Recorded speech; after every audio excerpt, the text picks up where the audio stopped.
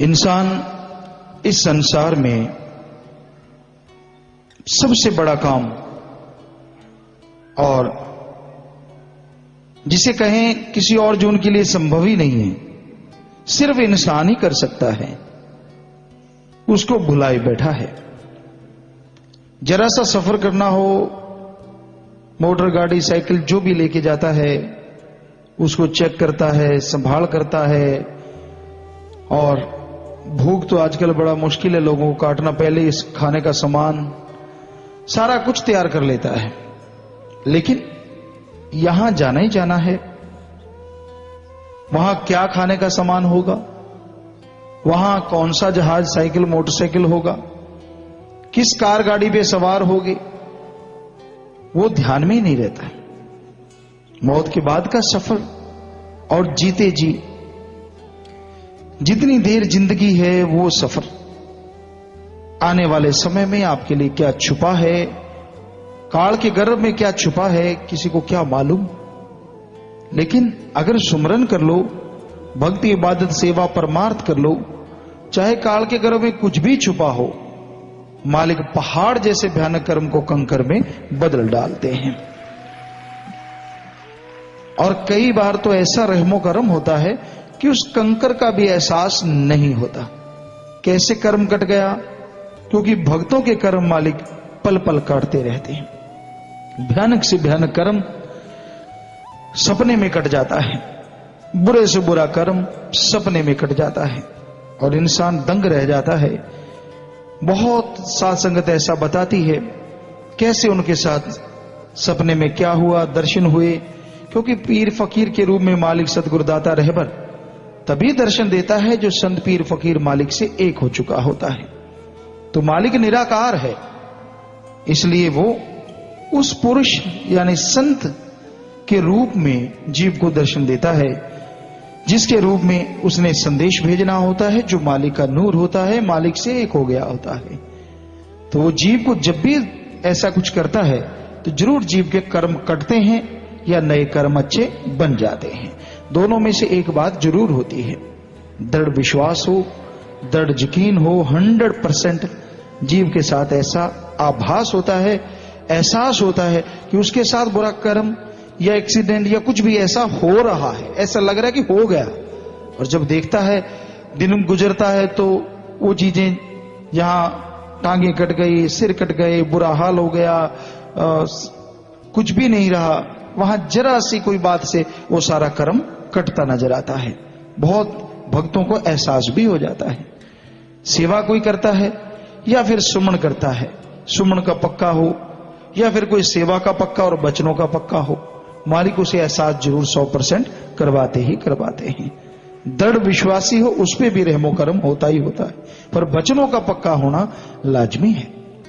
इसलिए इंसान को कभी भी बुराइयों की तरफ नहीं जाना चाहिए।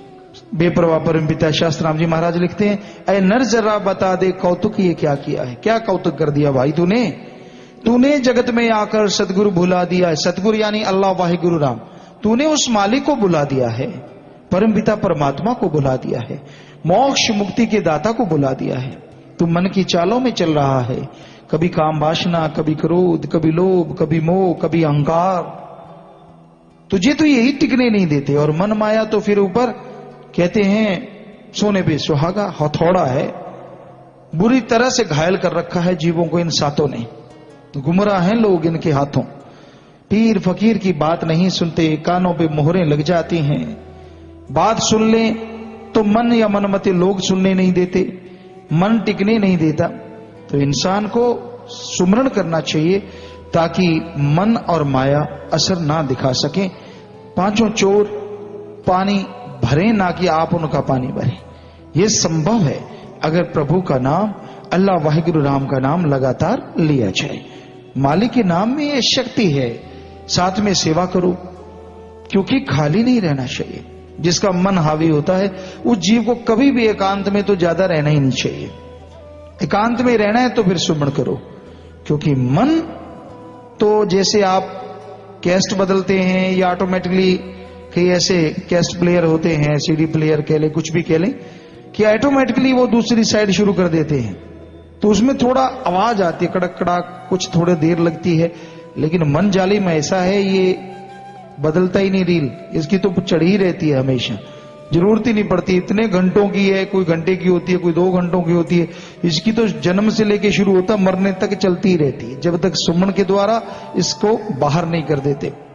इसने तो रुकना ही नहीं है, इसने तो कुछ ना कुछ देते रहना है, कुछ ना कुछ बुरा, कुछ ना कुछ गलत, कुछ ना कुछ नेगेटिव थॉट्स, बुरे विचार जीव को देता ही रहता है, भरमाता रहता है। एक से बच गया दूसरा विचार, उससे बच गया तीसरा विचार, उससे निकला तो चौथी दलदल, चारों तरफ दलदल फैला देता है। इधर से निकल तो इधर पैर रखेगा, इधर से निकलेगा तो इधर, कहीं तो फंसेगा।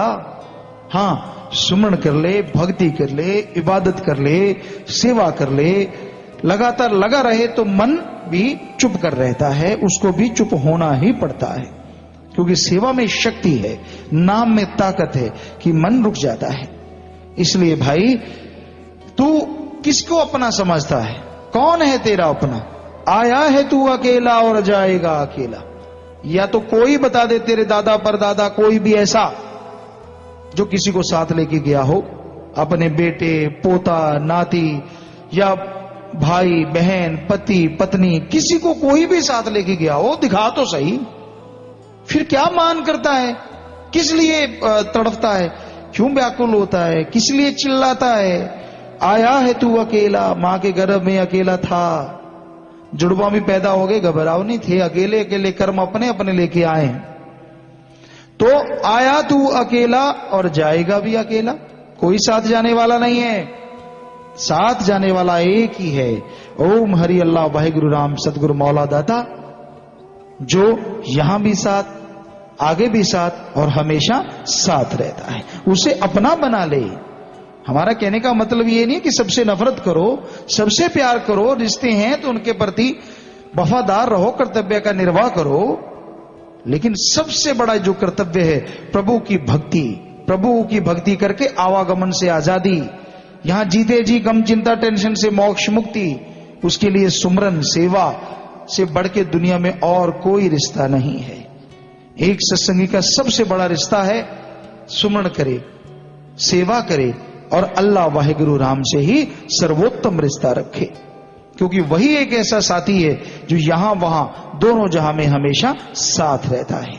दूसरे रिश्ते विचार नहीं मिले तो टूट गए, आपस में विचारों का तालमेल नहीं बैठा तो टूट गए, लेने देने को नहीं दिया तो टूट गए, खाने पीने को नहीं दिया तो टूट गए, हां में हां नहीं मिलाई तो टूट गए।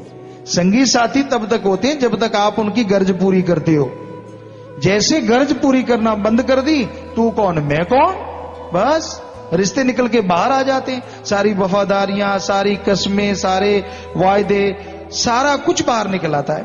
पता चल जाता आदमी कितना कैसे पाने में है, क्योंकि ये तो तब तक ही होता है जब तक एक दूसरे की इच्छा पूरी करते हैं, एक दूसरे का साथ देते हैं, एक दूसरे के काम आते हैं। जैसे काम आना बंद तो देखिए नजारा फिर कैसा निकलता है रंग, कुछ अजीबोगरीब बातें सामने आती हैं।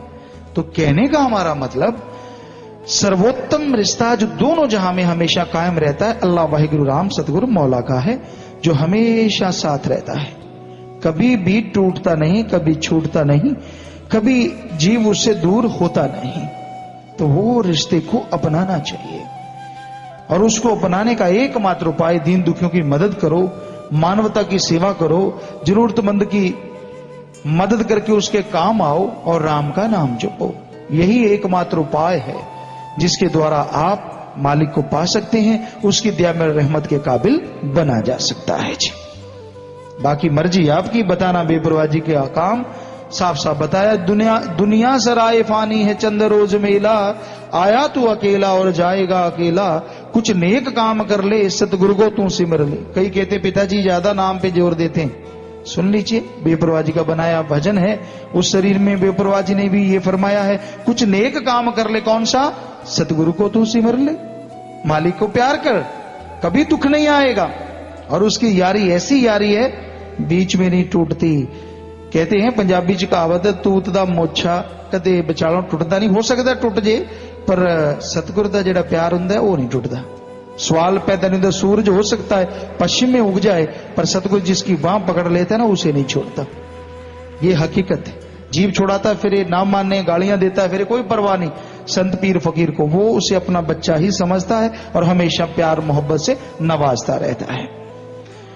तो इसलिए बेपरवाह जी ने फरमाया, सतगुरु को तू सिमर ले, अल्लाह वाहिगुरु राम, सतगुरु मौला का नाम जप ले भाई। शाह सतनाम जी ने सीधा रास्ता बता दिया है, बिल्कुल ही सीधा रास्ता, शॉर्टकट, किसी चीज की जरूरत नहीं। सबसे प्रेम करो, नफरत तो नहीं करनी किसी से, लेकिन इतना ना करो कि पागल हो जाओ, इतना ना करो कि खाना पीना ना अच्छा लगे, क्योंकि अगर किसी की मौत एक दूसरे से पहले होगी तो क्या होगा? कौन स्टंप लगाता है कि मैं तेरा साथ जिंदगी भर दूंगा? लिखा है कहीं? लिखा है किसी ने? नहीं, कोई भरोसा नहीं किसी का। इसलिए कचड़ियां संग तोड़ के पकड़ियां संग जोड़। कच्चे हैं दुनियावी रिश्ते और पक्का है अल्लाह वाहिगुरु राम गौड़ खुदा रब सतगुरु मौला का रिश्ता। उससे जोड़ के रखो, उससे हमेशा लिव लगा के देखो, तो भाई ना कभी दुख आए, ना परेशानी आए, ना टेंशन आए, ना चिंता आए। मालिक की दया में रहमत अंदर बाहर से बाहर ही छा जाए। बाकी मर्जी आपकी, बताना हमारा फर्ज है जी।